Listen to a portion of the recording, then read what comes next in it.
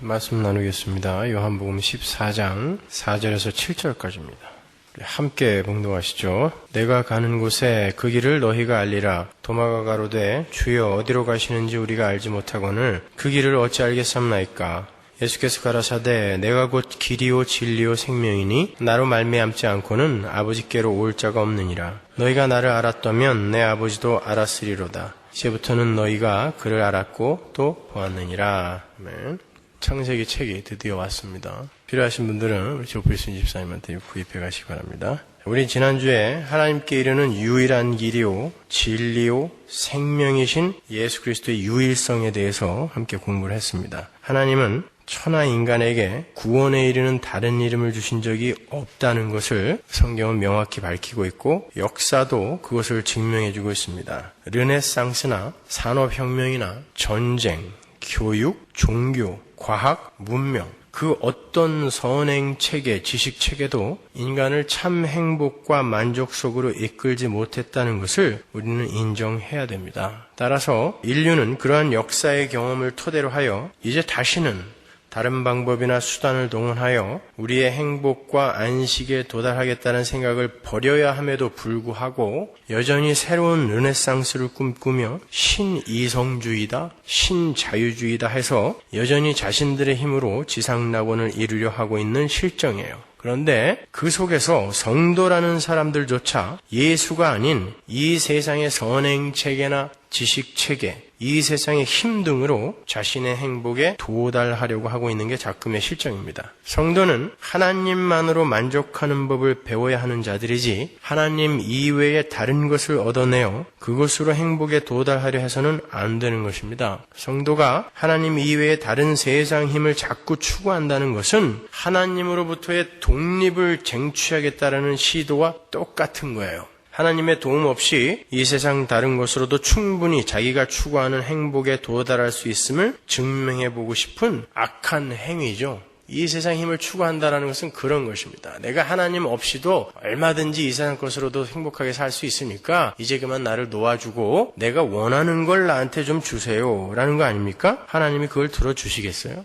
그래서 성경은 하나님께 이르는 길은 오직 예수밖에 없다는 것을 거듭거듭 명기를 하고 있는 겁니다. 그릇이 되기 전에 여러분이 그것을 받아 청지기로서의 삶을 살 그릇이 되기 전에 하나님은 자기 자녀에게 절대로 이 세상의 힘을 허락할 수 없어요. 이 세상 그 어떤 종교, 교육, 이데올로기도 인간을 하나님께로 인도할 수 있는 건 없습니다. 그래서 기독교가 배타적이며 독선적이라는 말을 듣는 거라 그랬죠? 예수만 길이라고 주장하니까. 그러나 그러한 지적은 영광스러운 지적입니다. 기독교는 예수만 길이라고 우기는 독선적이며 배타적인 자들도 똘똘 뭉쳐있는 하늘의 공동체여야 되는 거예요. 오늘의 이야기로 넘어가기 전에 잠깐 사족을 하나 달고 넘어가겠습니다. 제가 지난주에 예수만이 길이라는 것을 강조하면서 가톨릭 교회의 교리가 개신교의 구원을 부정하고 있다라고 말씀드렸는데 인터넷과 설교 CD를 통해서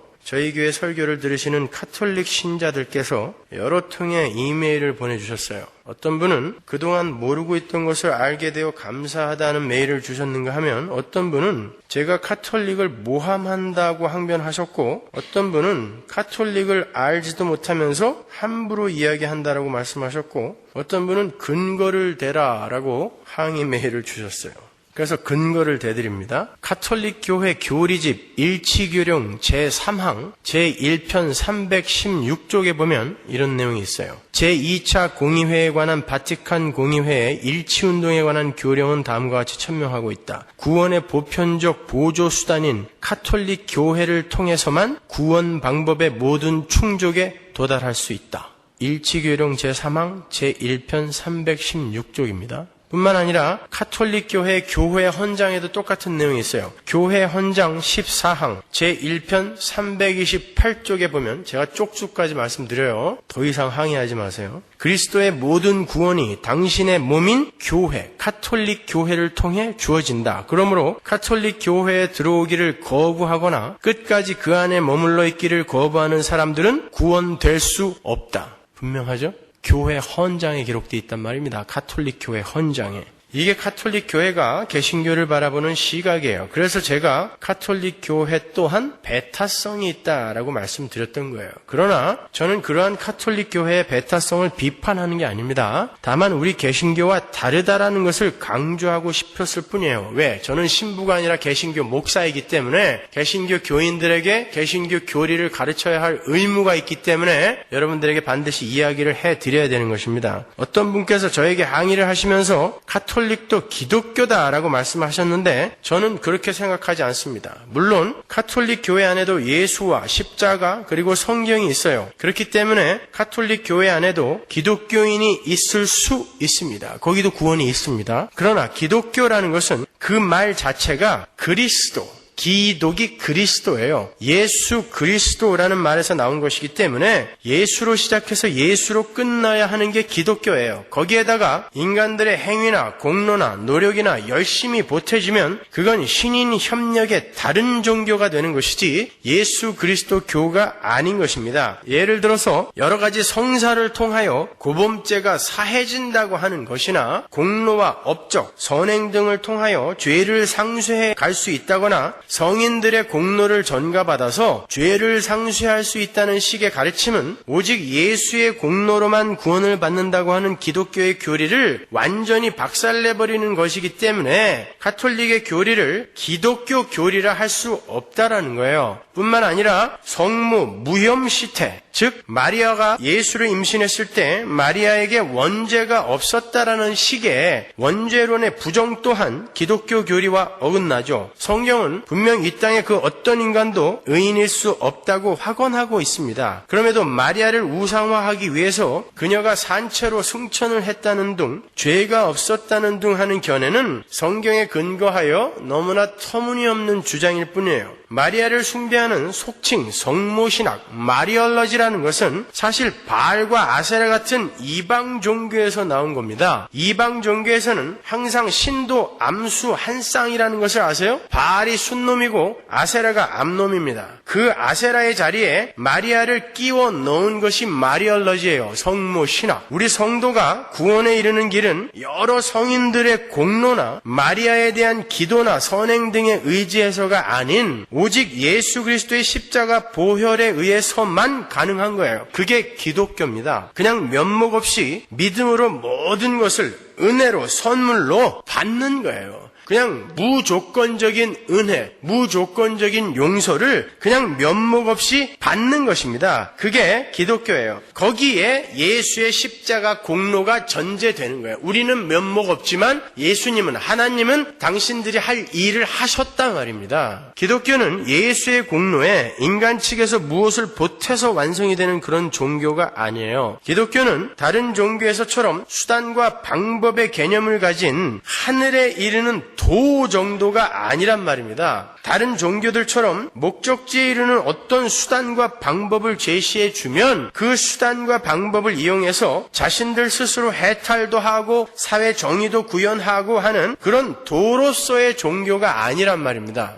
우리가 여전히 죄인 되었을 때에 하나님의 길이신 예수가 우리 안에 뚫고 들어오셔서 우리 옛사람의 실체를 폭로시키시고 하나님의 은혜를 가르쳐서 하나님 절대 의존적 존재로 만들어내는 게 기독교의 본질이에요. 기독교는 상황이나 처지, 환경 등을 바꾸어서 이 땅에서 잘 먹고 잘 살게 해주는 것을 목적으로 하는 그런 저급한 종교가 아니란 말입니다. 성도는 복음을 들고 그 복음을 수단과 방법으로 하여 자기 주변을 살기 좋고 아름다운 사회로 만들어내는 게 아니에요. 오히려 자신은 얼마나 불가능한 존재인지를 깨닫고 그리고 죄의 악으로 가득 찬 이 세상은 얼마나 불가능한 것인지를 깨닫고 자신을 덮쳐온 하나님의 길인 예수 그리스도의 은혜가 어떻게 자기를 변화시켜 가는지를 경험하고 배우는 것입니다.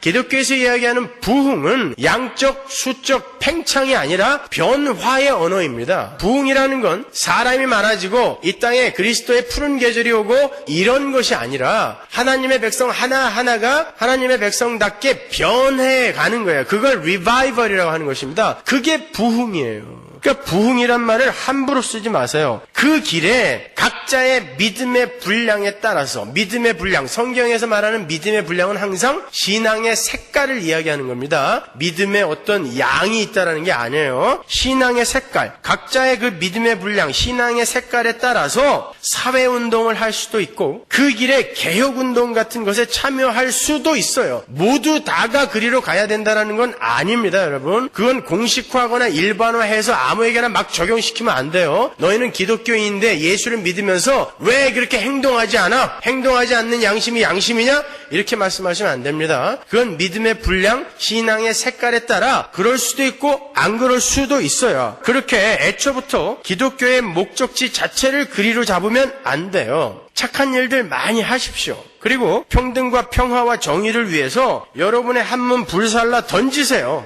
진심이라면. 그러나 그 전에 예수의 은혜를 가슴속 깊이 이해하고 절감하고 체험해야 되는 거예요. 그 후에 그 예수의 마음으로 평등을 외치든 평화를 구현하든 정의를 수호하든 하시란 말이에요. 그러나 행동하시기 전에 먼저 깊이 생각해 보고 하시란 말입니다. 평등, 평화, 정의, 공의 다 좋아요. 그러나 그게 정말 세상 사람들을 참 행복에 이르게 하는 길이 맞습니까?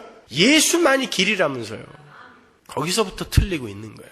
예수만이 길이라면서요. 근데 자기가 평화를 수호하고 정의를 구현하여 다른 이들을 행복하게 만들어줄 수 있다라고 생각하는 것 자체가 비복음적인 것입니다.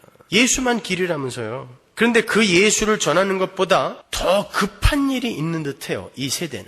복음에 대한 올바른 이해 없이 행해지는 사회운동이나 시위 같은 것들이 자칫 자기 의나 자기 자랑에 기여를 할 수 있을 거라는 생각 안 하세요? 여러분 잘 생각해 보십시오. 하나님의 계획과 목적이 이 땅에서의 사회정의 구현과 공의의 실현으로 이 세상을 유토피아로 만드시는 것이라면 우리는 반드시 기득권층과 권세 잡은 자들에 대항하여 공평과 정의를 쟁취해내야 돼요. 폭력을 써서라도. 그게 하나님의 목적이라면 이 한 몸 바쳐서 하나님의 뜻을 이루어내야죠. 그러나 성경은 어디에도 그런 것을 하나님의 목적이라고 기록해 놓은 것이 없어요. 성경은 절대 우리 성도들에게 이 세상에서의 유토피아를 건설하라고 요구하지 않아요. 세상은 점점 악해질 거라고 하고 결국 불타 없어질 거라고 얘기하지 이 세상이 점점 성도의 힘으로 살기 좋아질 거라고 이야기하지 않고 너희들이 이렇게 만들어내면 영원히 내가 그 나라를 유지할 거야 라고 이야기하지 않습니다. 오히려 이 세상에 미련두지 말고 하나님 나라의 소망을 두라고 반복하여 권고해요. 골로새서 3장 1절 보세요. 그러므로 너희가 그리스도와 함께 다시 살리심을 받았으면 위의 것을 찾아라. 거기는 그리스도께서 하나님 우편에 앉아 계시느니라. 위의 것을 생각하고 땅의 것을 생각하지 말아라. 땅의 것에 신경 쓰지 말라는 거예요. 땅은 원래 그렇다라는 것입니다. 죄악에 빠진 땅은 원래 그렇다라는 거예요. 요한일서 2장 15절 보세요. 이 세상이나 세상에 있는 것들을 사랑치 말라. 누구든지 세상을 사랑하면 아버지의 사랑이 그 속에 있지 아니하니 이는 세상에 있는 모든 것이 육신의 정욕과 안목의 정욕과 이생의 자랑이니 다 아버지께로 쫓아온 것이 아니요 세상으로 쫓아온 것이라. 이 세상도 그 정욕도 다 지나가되 오직 하나님의 뜻을 행하는 이는 영원히 거하느니라. 뿐만 아니라 성경은 배부르고 등 따순 환경을 오히려 경계하라고까지 이야기를 해요. 신명기 8장 12절 보세요. 네가 먹어서 배불리고 아름다운 집을 짓고 거하게 되며 또 내 우양이 번성하며 내 은금이 증식되며 내 소유가 다 풍부하게 될 때에 두렵건대 네 마음이 교만하여 내 하나님 여호와를 잊어버릴까 하노라. 여호와는 너를 애굽 땅 종되었던 집에서 이끌어내시고 너를 인도하여 그 광대하고 위험한 광야 곧 불뱀과 전갈이 있고 물이 없는 건조한 땅을 지나게 하셨으며 또 너를 위하여 물을 굳은 반석에서 내셨으며 네 열조도 알지 못하던 만나를 광야에서 내게 먹이셨나니 이는 다 너를 낮추시며 너를 시험하사 마침내 내게 복을 주려 하심이었느니라. 또 두렵건대 네가 마음에 이르기를 내 능과 내 손의 힘으로 내가 이 재물을 얻었다 할까 하노라. 인간은 부 앞에서 재물 앞에서 그걸 이겨낼 장사가 없다라는 것입니다. 그걸 잘 운용할 준비가 되어 있는 그릇이 되어 있는 자가 아니면 반드시 그것으로 말미암아 사람들이 하나님을 떠나고 교만하게 된다라고 하나님이 경고하고 계시잖아요. 신명기 31장 20절 내가 그들의 열조에게 맹세한 바 젖과 꿀이 흐르는 땅으로 그들을 인도하여 드린 후에 그들이 먹어 배부르고 살찌면 돌이켜 다른 신들을 섬기며 나를 멸시하여 내 언약을 어기리니. 어떠십니까? 죄인들은 힘들고 어려울 때에는 그나마 하나님을 찾다가 배부르고 등 따숩고 편안해지면 오히려 교만해져서 하나님을 잊고 멀리 떠나기까지 한다는 거예요. 따라서 공산주의나 제국주의나 빈곤이나 억지나 불평등과 같은 이 세상의 어두움들이 성도들에게 무조건 해가 될 것이므로 그들을 거기에서 반드시 구출해내야 한다라는 발상은 다분히 세상적인 발상입니다. 성경은 성도들이 이 세상에서 평등을 추구해야 하고 안전과 편안을 추구해야 한다고 하지 않아요. 오히려 자기의 상황과 처지가 자기 마음에 들지 않더라도 자기 처지에 순복하고 그 자리에서 감사하는 삶을 살라고 독려하세요.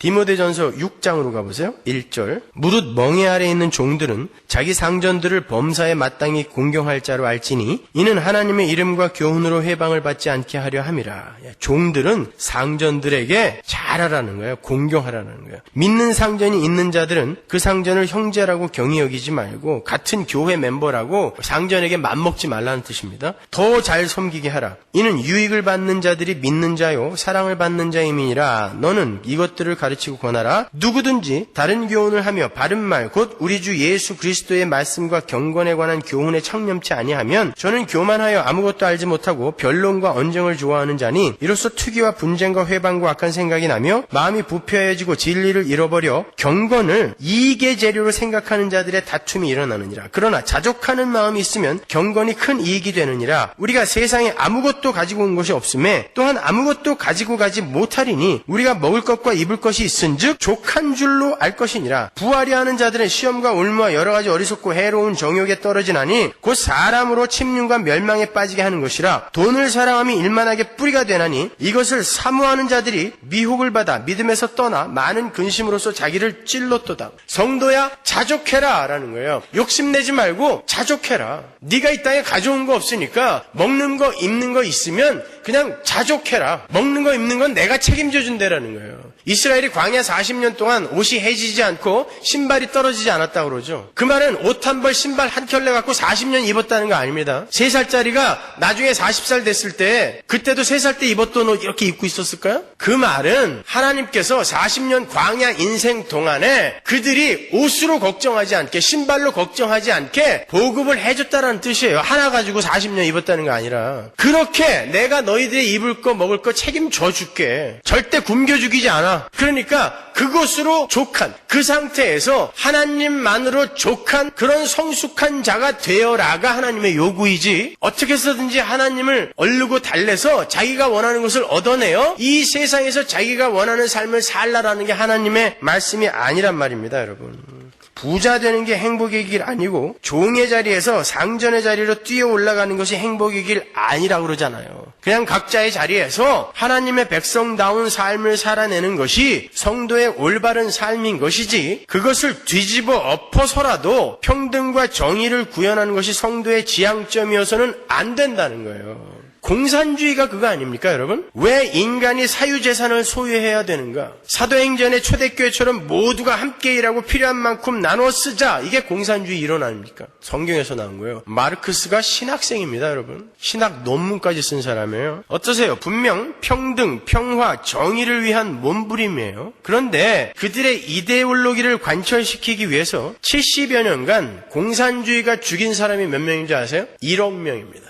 70년 동안 공산주의가 평등과 평화를 구현하겠다고 숙청하여 죽인 사람들이 1억 명이에요. 1억 명. 그런데 그러한 공산주의가 그렇게 큰 대가를 치르고 겨우 얻어낸 게 뭐예요? 가난과 질병과 전쟁입니다. 평등과 정의를 위해서 1억 명의 희생을 대가로 치르고 우뚝 선 공산주의 혁명이 평등과 정의는커녕 가난과 질병과 전쟁만 남기고 역사의 저편으로 사라지고 있어요. 그런데 이제 또 다른 평등과 정의를 내세우면서 그 공산주의를 타파하자고 외치는 무리들이 있어요. 공산주의가 무너지면 정말 정의와 평화와 공의가 물처럼 흐르는 세상이 됩니까? 그 전에 자본주의 하에서 불평등과 불공정과 억지 등을 해결하자고 공산주의 한 거 아니에요? 근데 이제 다시 공산주의를 깨면 원래대로 돌아가는 거 아닙니까? 양쪽 다 마찬가지 아니에요. 그건 공산주의나 민주주의 등의 이데올로기의 문제가 아니에요. 사람이 복음 안에서 바뀌지 않으면 어떠한 이데올로기 하에서도 인간은 다른 이들을 배려할 수 없어요. 불평등과 불공정과 억지와 억압은 이데올로기로 해결되지 않는단 말입니다. 인간 자체가 복음 안에서 바뀌지 않으면 그 어떤 체제나 환경 하에서도 늘 소외당하는 계층이 생기게 되고 그들 위에 군림하는 이들이 생기게 마련이에요. 그게 힘의 원리입니다. 인간은 힘의 원리가 아닌 십자가의 원리로 이 세상을 살아갈 때 가장 행복한 사회를 구현할 수 있어요. 그때 모든 불평등과 불공정과 억지가 사라질 수 있습니다. 그러나 대부분의 인간들이 예수를 믿지 않고 이 세상 권세 잡은 자의 삶의 원리를 쫓아 살기 때문에 그런 세상은 절대 오지 않습니다. 아무리 머리에 뛰들고 여러분이 어떤 것을 쟁취해내도 그런 세상은 오지 않아요. 그래서 그러한 행동을 하기 전에 먼저 선행하여 우리가 할 것을 하자는 것입니다. 십자가의 원리란 무조건 내가 남을 위해 나의 것을 손해보는 삶을 살아야 함을 말하는 것이 아니에요. 십자가의 삶은 2000년 전에 골고다의 선 십자가에서 누가 죽었는가를 확인하는 것에서부터 시작되는 거예요. 누가 죽었어요, 거기서? 2000년 전 십자가 위에서 누가 죽었습니까? 예수 안에서 내가 죽었습니다. 왜 죽었어요? 죽을 짓을 해서 죽었습니다. 죄인이라서 죽은 거예요. 성경은 분명히 2000년 전 십자가에서 예수 안에서 내가 죽었다고 이야기하잖아요. 왜 죽었어요? 죄인이라 죽었어요. 죽을 짓을 해서 죽은 거예요. 우리는 바로 그런 존재입니다. 이 역사와 인생을 통하여 바로 내가 그런 존재였다는 것을 깨달아 알아야 돼요. 그리고 그런 자를 살려내기 위해 예수가 대신 죽었으며 그 사랑의 크기가 얼마나 큰 것인지를 배우고 올라가는 것입니다. 하나님 나라로. 그런데 그것이 확인이 된 사람은 자기가 어떠한 상황에 처해 있다 하더라도 불평을 할 수가 없어요. 왜? 나는 2000년 전에 십자가에서 그렇게 못 박혀 죽어야 할 만큼 나쁜 존재고 그렇게 빈털터리로 죽어 마땅한 존재이기 때문에 그 어떤 상황과 처지가 그에게 닥친다 할지라도 그가 불평을 할 수가 없어요. 어떤 상황과 환경도 나에겐 과분합니다 라고 가야 돼요. 왜? 나는 십자가에서 죽은 자거든요. 그렇게 죽을 수밖에 없는 죄인이거든요. 그렇기 때문에 그것을 말씀과 인생 속에서 경험한 이들은 자기의 인생에 별 불평이 없어지게 되는 거예요. 그리로 우리를 끌고 가는 것입니다. 그래서 사도 바울이 내가 풍요에도 비천에도 처할 수 있는 일체의 비결을 배웠다라고 하는 거예요. 그 어떤 상황도 나를 흔들 수 없더라는 거예요. 풍요에 처해도 내가 교만해지지 않을 수 있고 비천에 처해도 내가 하나님 원망하지 않을 수 있었다라는 거예요. 내가 십자가에서 죽을 수밖에 없는 존재라는 것을 확실히 알았기 때문에. 사업이 망하셨습니까? 그게 골고다 십자가보다 더 치욕스럽고 고통스러운 상태예요? 아니요. 원래 여러분은 빈손으로 그렇게 거기서 죽었어야 하는 분들이에요. 그런데 다만 얼마라도 주머니에 남아있잖아요. 과분한 것입니다. 그래서 이나마 나에게 남겨진 게 과분한 거예요. 그리로 가셔야 되는 것입니다. 대학 시험에 낙박을 한 학생, 그게 십자가의 자리보다 더 부끄러운 자리입니까? 아니요. 대학 문턱에도 못 가고 그냥 십자가에서 죽었어야 될 존재가 그래도 시험이라도 봐봤잖아요. 그 시험 한번 떨어지면 재수할 수 있잖아요. 또 떨어져? 3수. 또 떨어져? 4수. 또 떨어져? 그만. 더 하면 미친놈이죠. 계속 할 수 있잖아요. 우리에게는 기회가 있어요. 십자가에서 그렇게 그냥 죽었어야 할 존재인데 그나마 가고 있다면 과분한 거예요. 그게 복음을 안 자들의 반응이어야 되는 것입니다. 질병이 걸리셨어요? 여러분 십자가에서 매달려 죽어가는 그 순간의 고통보다 그 질병이 더 고통스러우세요? 아니에요. 십자가의 고통은 이 세상 그 어떤 고통보다도 무시무시한 것입니다. 그러니까 그러한 고통 속에서도 우리는 과분합니다. 하나님. 그래도 이나마 살려주셨으니 과분합니다로 가야 되는 거예요. 그게 성도입니다, 여러분. 심지어 우리가 낮아지면 낮아질수록 고통을 당하면 당할수록 우리는 우리가 달렸던 그 십자가의 실체를 더욱 가깝게 느낄 수 있기 때문에 그러한 낮아지는 경험들은 십자가를 향하여 가는 성도들에게 오히려 유익한 거예요. 그런데 십자가의 은혜가 무엇인지, 나의 실체가 어떤 것인지, 하나님의 은혜가 얼마나 엄청난 것인지에 대한 올바른 배움과 자각도 없이 무턱대고 사회의 정의와 인민의 평등을 위해서 촛불을 들고 나가서 그들을 그 억압과 핍박과 가난에서 구해내겠다고 나서는 것이 어찌 성도의 올바른 자세이겠습니까? 다시 한번 말씀드립니다. 기독교는 각자가 처한 자리에서 그 자리가 자기에게는 최선의 자리라는 것을 인정하고 그 마음에 안 드는 상황 속에서도 하나님으로 만족하는 자로 지어져 가는 게 기독교예요. 상황과 환경을 바꿔서 행복을 쟁취하는 게 기독교가 아니란 말입니다. 내 마누라가, 내 남편이 정말 마음에 안 들어요? 내가 미쳤지, 어디서 그 좋은 사람 다 놔두고 저런 걸 얻어가지고. 아니에요. 여러분이 제일 나쁜 놈이라니까요.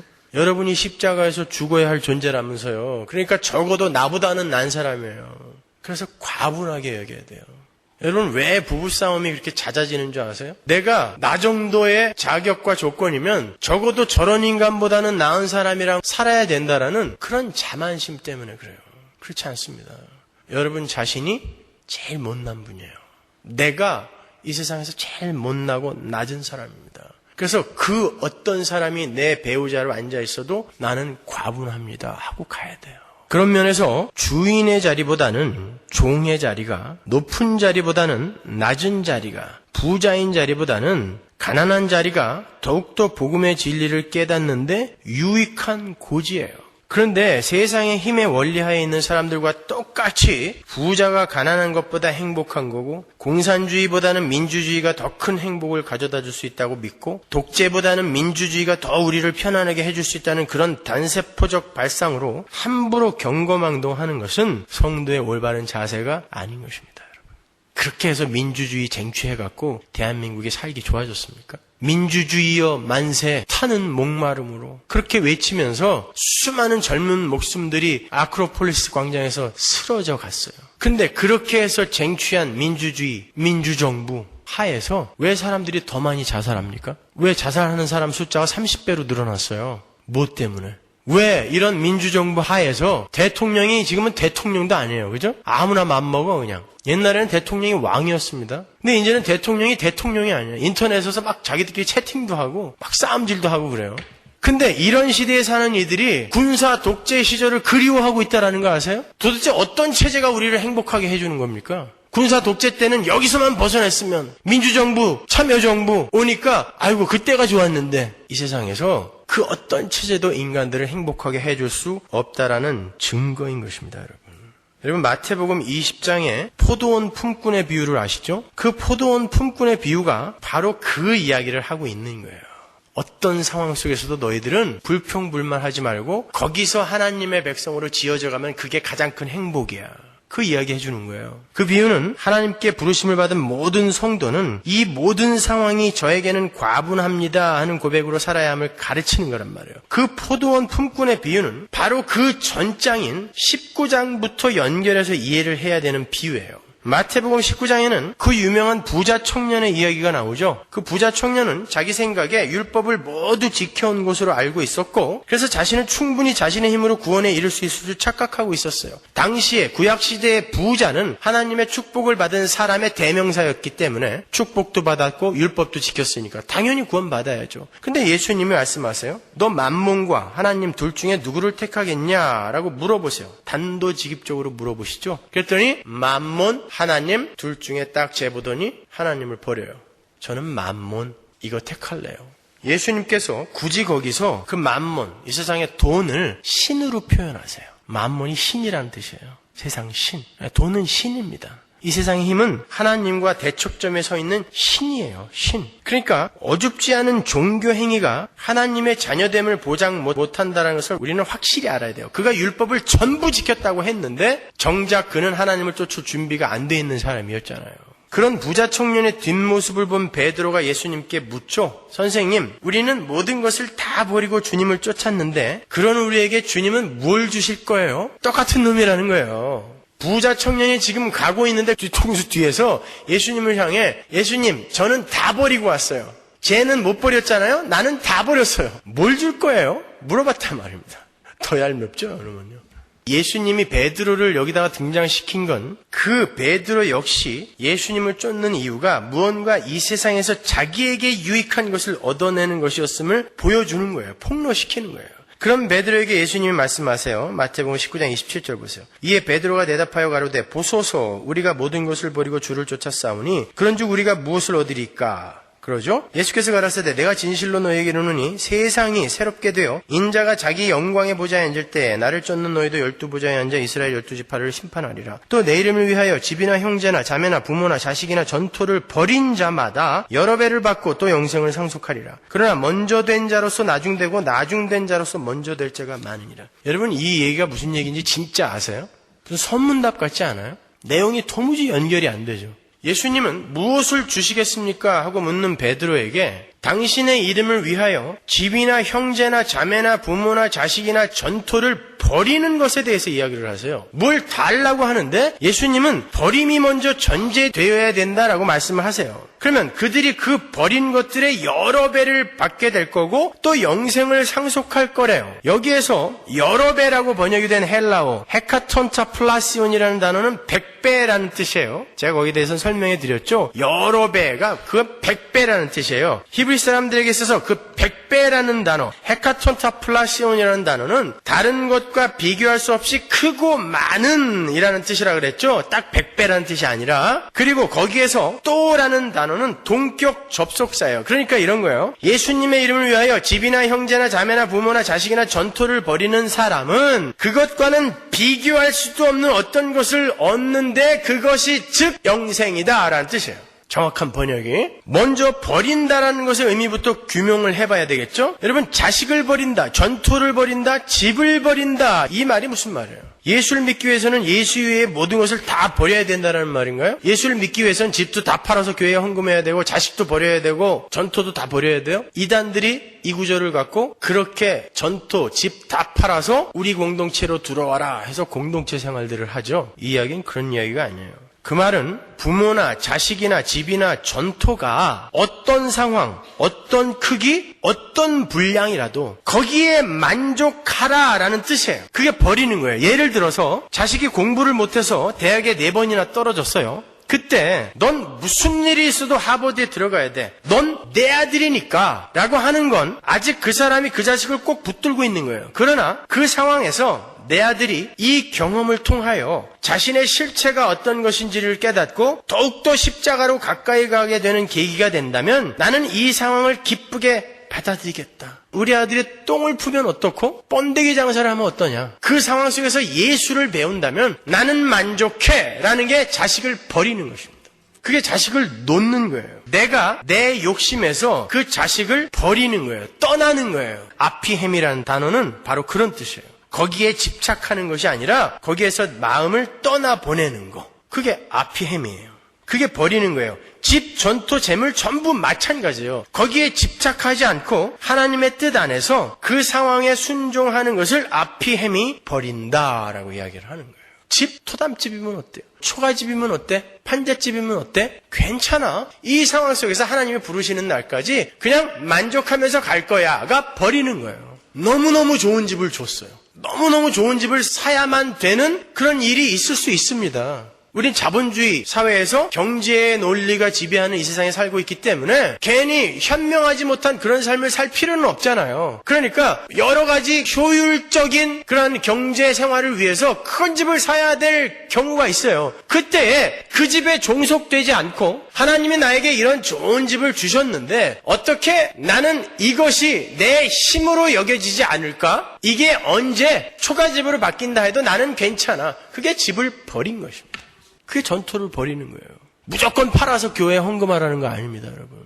예수님은 이 세상의 신인 맘몬, 즉 돈에 집착해서 예수를 쫓을 기회를 상실해버린 부자 청년과 베드로를 동일한 선상에서 보고 계시는 거예요. 왜 너도 저 부자 청년처럼 이 세상에서 무언가를 보상받기를 바라느냐? 네 상황에 만족하고 감사하며 하나님만으로 행복해야 하는 게 성도인 것을 모르느냐? 하고 일갈하시는 거예요. 그래서 버리는 걸 먼저 이야기를 하시고 나중에 네가 100배로 받을 거야, 영생으로 받을 거야 라고 이야기를 하신 거예요. 그러면서 그 에피소드를 먼저 된 자로서 나중되고 나중된 자로서 먼저 될 자가 많다라고 끝을 맺으세요. 여기서 끝나면 안 돼요. 20장하고 쫙 연결해서 읽으셔야 돼요. 그리고 20장 1절이 헬라어 가르로 시작이 돼요. 왜냐하면 이란 뜻이에요. 그러니까 19장하고 20장이 연결되어 있다는 것을 알 수 있죠. 그 접속사 하나로. 개역 성경에는 그 단어가 안 나와 있는데 그렇게 왜냐하면 이라는 단어로 시작이 되고 포도원 품꾼의 비유가 붙어 있는 거예요. 거기에.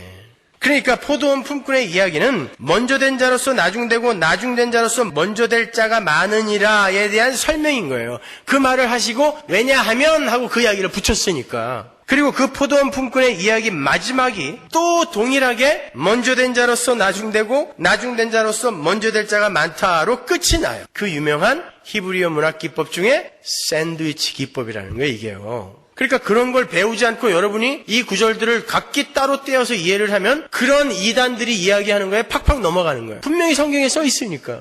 그러나 그 전체를 일관성 있게 문맥에 따라 딱 뚫어버리면 그게 허무맹랑한 이야기라는 걸 금방 아신단 말입니다. 그래서 여러분은 배우셔야 되는 거예요. 포도원 품꾼의 비유는 먼저 된 자가 나중되고 나중된 자가 먼저 된다라는 그 어절 가운데 있는 샌드위치 속이죠. 그러니까 이 먼저 된 자가 나중되고 나중된 자가 먼저 된다라는 이야기와 포도원 품꾼의 이야기는 정확히 같은 이야기를 하고 있는 거예요. 그게 샌드위치 기법입니다. 포도원 주인이 이른 아침에 일꾼을 구하러 나갔어요. 당시 유대 땅에도 지금처럼 이른 아침 일용직 노동자들의 인력 시장이 섰다고 그래요. 지금도 홈디포나 여기저기 가보면은 멕시칸들이 쫙 서 있죠? 그런 인력 시장이요. 그곳에서 일용직 노동자들은 하루 일거리를 찾아야 됐고 거기에서 선택이 된 사람은 하루 종일 일을 하고 한 데나리온을 품삯으로 받았어요. 히브리 사람들은 우리 시간 개념으로 저녁 6시를 0시라고 하여 그리고 아침 6시를 12시라고 불러요. 그리고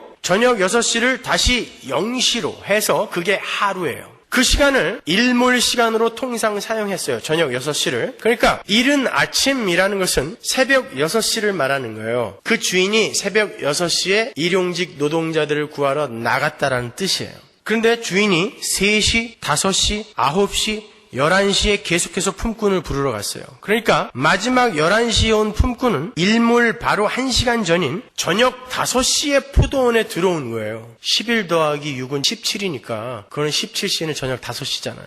그 정도 덧셈을 하시죠. 5시에 저녁 5시에 포도원에 들어간 거예요. 해질 무렵에 그 포도원 일을 파하죠. 그게 저녁 6시예요. 그게 일몰이란 말이에요. 일몰 시간이 되자 포도원 주인이 품삯을 계산했어요. 그런데 제일 늦게 온 사람, 일 끝나기 1시간 전에 온 사람부터 품삯을 줘요. 그 사람은 정확하게 계산하면 12분의 1 데나리온을 받아야 맞죠. 12시간, 6시부터 저녁 6시까지 12시간 일해서 한 데나리온이니까 그는 5시에 와서 6시까지 1시간밖에 일 안 했단 말입니다. 그러니까 12분의 1 데나리온을 받아야 마땅하잖아요. 근데 주인이 한 데나리온을 줬어요.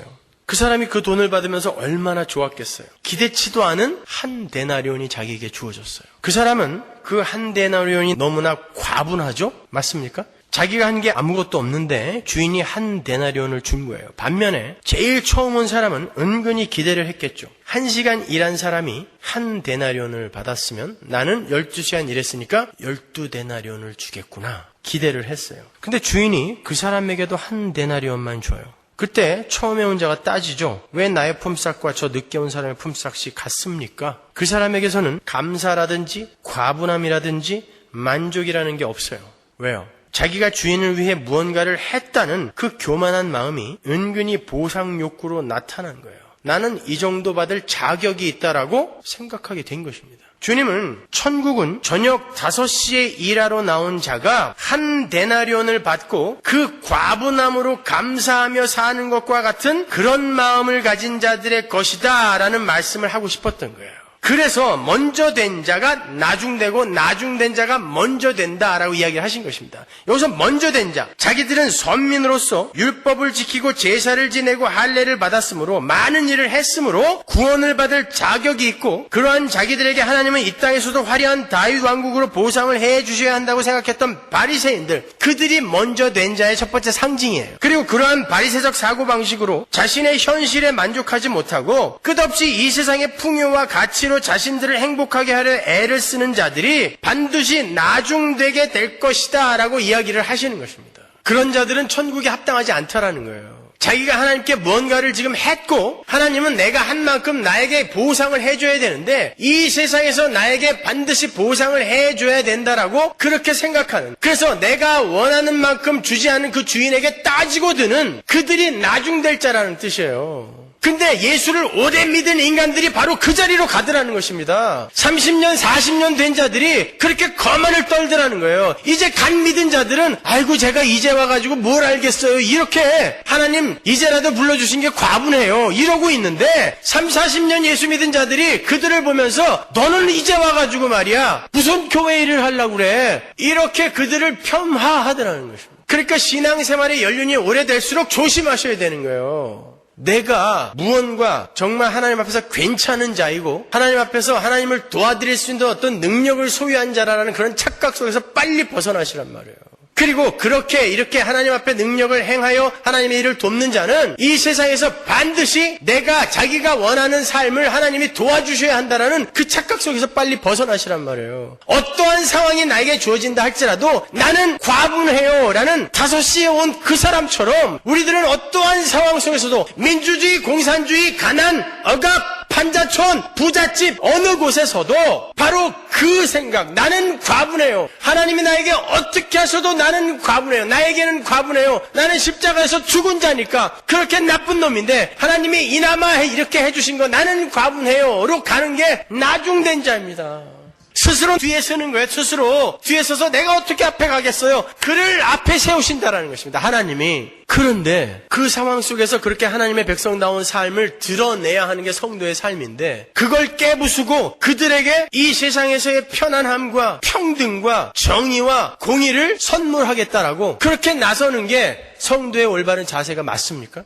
아니요. 그 상황 속에서도 당신들은 하나님으로 말미암아 행복할 수 있어요를 가르쳐야죠. 먼저. 그리고 하나님이 나에게 예수의 심장으로 그들을 위해 무언가를 하라고 그러면 그때 이 한번 불살라서 그들을 위해 하세요. 기부도 하시고 시위를 하시려면 하시고 시간으로 노동력으로 그들을 도우려면 도우시고. 근데 그것도 이해 못하고 있으면서 자기의 실체에 대한 올바른 자각도 못하고 있으면서 뭘 가가지고 그렇게 남을 돕겠대요.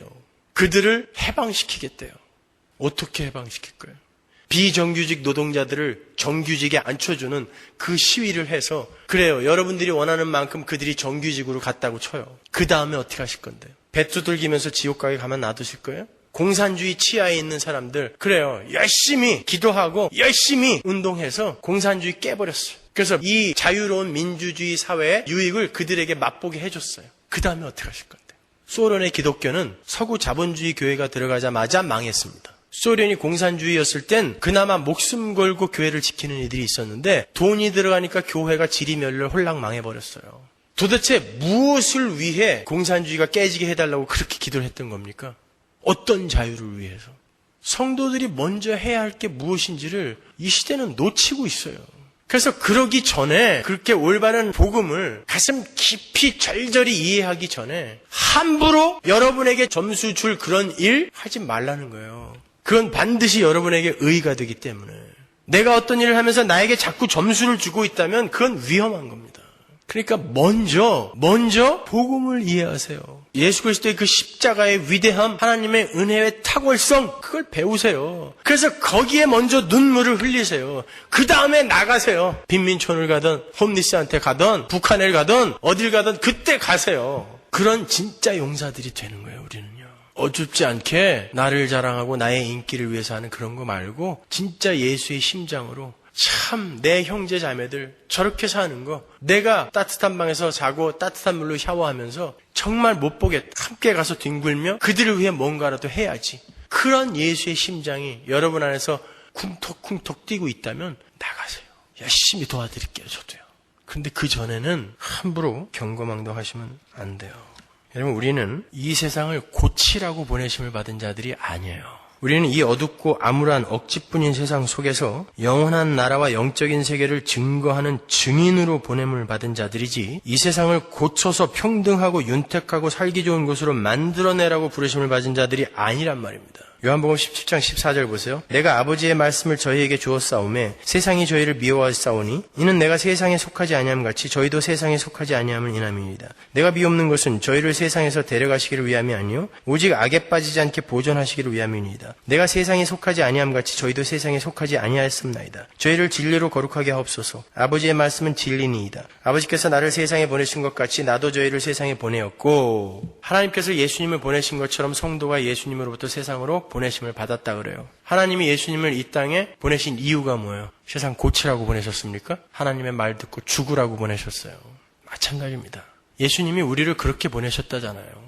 여러분 보고 횃불 들고 나가서 세상 고치라고 이 세상에 보내신 거 아니에요. 이 세상에 남겨두신 거 아닙니다. 세상에 나가서 예수 그리스도의 십자가 지고 죽으라고. 그렇게 죽으면요, 거기에서 생명이 살아나게 돼 있어요. 근데 죽으려고 하질 않고 자기가 자꾸 뭔가를 하려고 하니까 문제예요. 죽지 않은 상태에서 하려고 하니까. 죽지 않은 상태에서 하려고 하는 건 내가 하는 거지만 내가 죽은 뒤에 나에게서 나오는 것은 성령이 하시는 것입니다. 내 안에 계신 성령이. 제가 주일날 물에 대한 예화를 들어드렸죠. 물은 항상 제 길을 따라서 아래로만 내려가요. 내려가서 그 큰 바다를 만나서 바다가 됩니다. 그리고는 하늘로 올라가 이 땅에 비로 내려오는 거예요. 생명을 살리는 비로. 우리가 아래로 내려가서 예수를 만나잖아요. 그때 우리의 심령이 하늘로 올라가 거기에서 죽었던 게 살아나는 창조의 역사가 일어나는 것입니다. 그렇게 일을 하시려고 하셔야죠. 먼저 죽어야 되는데 나를 먼저 드러내려고 하면 어떻게 해요? 그러니까 항상 거기에서 사고가 생기는 것입니다. 성도는 자신이 처한 상황과 사건 속에서 그것들을 자기의 뜻에 맞게 고치는 것을 목적으로 이 세상에 보내진 것이 아니라 하나님이 주신 상황과 처지 속에서 순종이라는 하늘의 보물을 따라고 이 세상에 보내진 거예요. 예수가 이 땅에서 하나님이 죽어 하니까 그냥 죽은 그 순종의 보물을 땄듯이 우리도 이 땅에서 바로 그 순종의 보물을 따는 거예요. 다른 거 하는 거 아닙니다. 그렇게 우리가 순종할 때 하나님이 내 안에서 일을 하세요. 그때는 여러분도 모르게 여러분이 정말 홈리스들을 품어 안고 그들을 위해 여러분의 재산을 내어놓는 그런 일들이 진짜 일어날걸요? 그때는 여러분이 원하지 않아도 정말 여러분들이 저 필라델피아 빈민촌에 가서 그들을 위해 여러분의 모든 것을 다 털어서 그들의 유익을 위한 그런 일들을 하실 날이 올 거란 말입니다. 나는 아무것도 할 수 없는 존재라는 걸 인정하세요. 그렇게 많은 시간이 흐르면 하나님이 여러분 안에서 서서히 일을 하기 시작하세요. 절대로 여러분 스스로가 여러분에게 점수 안 주는 그런 일들을 하나님이 하기 시작하세요. 그때 하는 거예요. 그 전까지는 계속 하나님 앞에서 부르짖으며 눈물 흘리는 거예요. 그렇게 우리는 하나님이 우리에게 주는 어떠한 처지나 상황 속에서도 하나님으로만 만족하는 자로 지어져 가는 거예요. 거기에 공산주의가 쓰일 수 있고 거기에 노예제도가 쓰일 수 있습니다. 거기에 조종관계가 쓰일 수 있어요. 그러니까 그러한 어떤 사회적인 이슈들을 갖고 여러분이 거기에 너무 집중하지 마세요. 아니 오죽하면 그 로마의 지하무덤 카타콤에서도 우리 성도들이 찬양을 부르지 않았습니까? 거의 90% 이상이 전부 문둥병에 걸려요. 거기다가 영양 부족, 햇빛 부족으로 키는 평균 신장이 130cm밖에 안 돼. 근데도 그들이 그 무덤 속에서 하나님만으로 찬양했단 말입니다. 자기 발로 기어 들어갔단 말입니다, 여러분. 그 중에는 로마의 귀족들, 황족들이 굉장히 많았다 그래요. 근데 그거 다 버리고 그 안으로 들어가더라는 거예요. 근데 성도라는 사람들이 무덤을 파면서 야 나와! 왜 거기 있어? 나와! 이거 코미디 아니에요? 하나님은 거기에서 영광 받고 계신데 어떤 놈들이 가더니 무덤을 막 파! 야 나와! 내가 도와줄게. 그 안에 있을 땐 목숨 걸고 하나님 섬기는 자들이었는데 나와서 땅 갖고 돈 갖기 시작하자 교회가 아니게 돼버렸단 말입니다. 근데 왜 그 무덤을 파고 있어요 자꾸? 왜 그 일을 먼저 하시려고 그래요? 차라리 그 안에 놔두는 게 훨씬 유익했잖아요. 근데 우리는 자꾸 이 세상의 가치관과 이 세상의 관점으로 자기가 판단하여 자기가 옳다고 생각하는 걸 그대로 실행에 옮겨버려요. 그래요. 그렇게 우리가 행동을 해서 어떤 일이 이루어지면 뿌듯하죠. 뿌듯해요. 그 다음에 어떻게 하실 거냔 말이에요. 성도는 이 땅에서 무엇을 얻어내기 위해 신앙생활을 하는 자들이 아니라 하나님이 이미 너무나 엄청난 것을 주셨기 때문에 신앙생활을 하는 거예요. 그건 완전히 다른 겁니다. 얻어내려고 거지처럼 하는 신앙생활과 이미 나에게 허락하신 그 구원이 너무나 감사해서 그래서 내 안에서 격발되어 나오는 신앙생활과는 다른 거예요. 그러니까 우리 자신부터 먼저 그러한 하나님의 은혜 안에서 그 어떤 처지와 상황 속에서도 만족할 만한 자로 지어져 가야 되는 것이고 다른 이들도 그렇게 되게끔 먼저 도와주세요. 그리고 하나님이 여러분에게 그런 긍휼의 마음, 구제의 마음을 주시거든 조심스럽게 아무도 모르게 살살 도우세요. 그럼 되는 거예요. 무슨 대단하게 무슨 업적 같은 거 이런 거 안 쌓아도 돼요, 여러분. 예수 그리스도 안에서 여러분에게 주어진 모든 상황에 만족하세요? 모든 게 과분합니까? 여러분 옆에 앉아있는 남편과 아내를 한번 쳐다보세요. 그 사람이 과분해 보이세요? 그러면 됐어요. 기도하겠습니다.